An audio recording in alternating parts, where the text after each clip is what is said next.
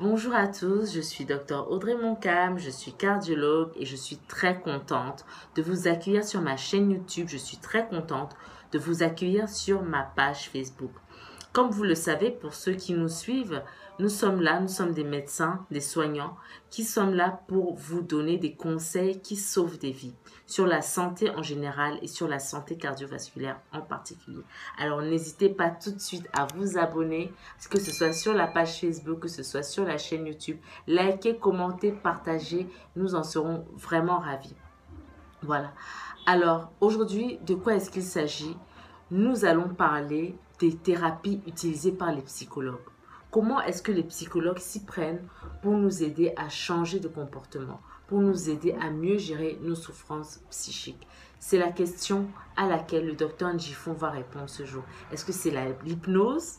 Est-ce que ce sont des médicaments? Est-ce que le psychologue peut prescrire des médicaments?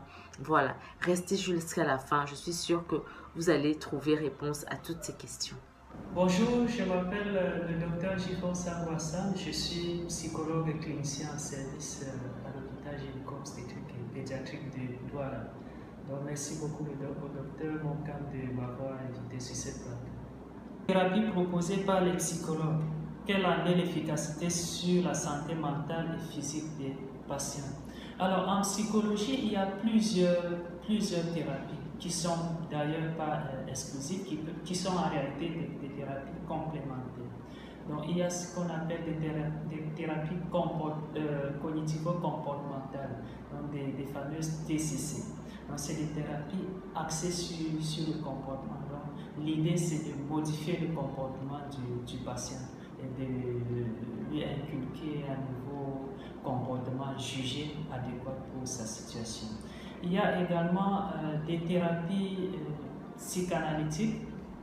Donc l'idée ici dans cette thérapie, c'est d'entrer dans le vécu, dans la dynamique psychique du patient et de l'aider à s'autodéterminer psychiquement.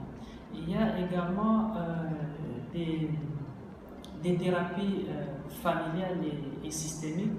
À ce niveau, on considère la famille comme étant une ressource pour le patient. Donc, on passe par la famille pour pouvoir aider le patient. On accompagne à la fois le patient et sa famille. Donc, il y a une autre thérapie qui est à la mode actuellement, c'est des thérapies beaucoup plus axées sur la culture du patient. On est beaucoup plus dans l'ethnopsychiatrie, donc des thérapies culturelles. On passe par la culture pour pouvoir aider le patient. Parce que par exemple, il y a des patients qui ont du mal à observer une prescription thérapeutique, tout simplement parce que dans leur culture, cette prescription s'oppose à leur valeur culturelle, à leur repère culturel. Donc, généralement, on passe par la culture, on prend en considération la culture du patient pour pouvoir l'accompagner. Donc, il y a autant de thérapies. Après, il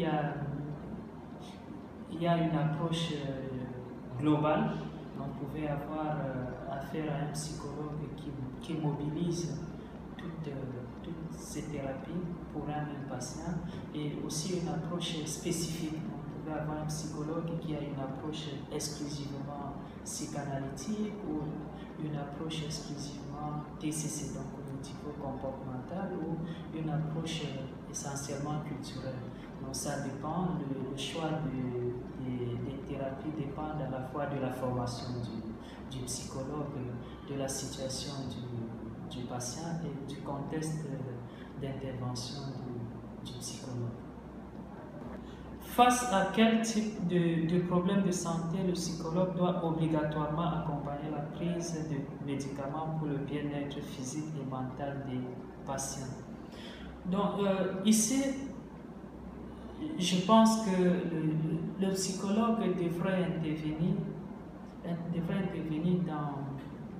dans tous les types de problèmes de santé, mais davantage dans des problèmes de santé je vais dire plus problématiques, comme dans les addictions, dans la prise en charge des personnes victimes des affections longue durée, le cancer, le diabète, la drépanocytose, le VIH, etc.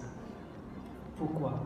Parce que dans le cadre des affections longue durée, il y a que la personne ou le patient est amené à vivre en continu avec sa pathologie, et il y a des risques d'épuisement. Il y a des risques d'épuisement qui peuvent donner lieu à la non-observance des traitements et parfois à des conflits avec les soignants, avec la famille, avec des proches dus à cette maladie. Donc le psychologue peut bien accompagner le professionnel ou les professionnels médicaux dans le processus de prise en charge de ces patients. Mais il va les accompagner toujours en permettant aux patients de mieux vivre avec sa maladie, de mieux accepter sa maladie, de mieux l'assimiler, de mieux la contenir. Donc c'est en le faisant que le patient pourra mieux vivre avec cette maladie. Donc il va permettre au patient de se sentir écouté, de se sentir considéré, de se sentir intéressant du point de vue des professionnels du soin. En gros, de se sentir pas du tout rejeté par les professionnels et par sa famille. Donc c'est la mission cela peut être une mission du psychologue dans ce suivi longue durée. Voilà. Merci beaucoup, Dr Njifong, d'avoir bien voulu répondre à toutes ces questions. Merci à vous d'avoir pris de votre temps pour écouter cette vidéo, pour regarder cette vidéo. Et j'espère que vous avez été une fois de plus édifiés par le contenu. En tout cas, moi, j'ai une fois de plus beaucoup appris. On apprend tous les jours et on apprend toujours des uns et des autres. C'est dans la complémentarité disciplinaire qu'on apprend ainsi. Donc, je vous dis à très bientôt pour une prochaine vidéo.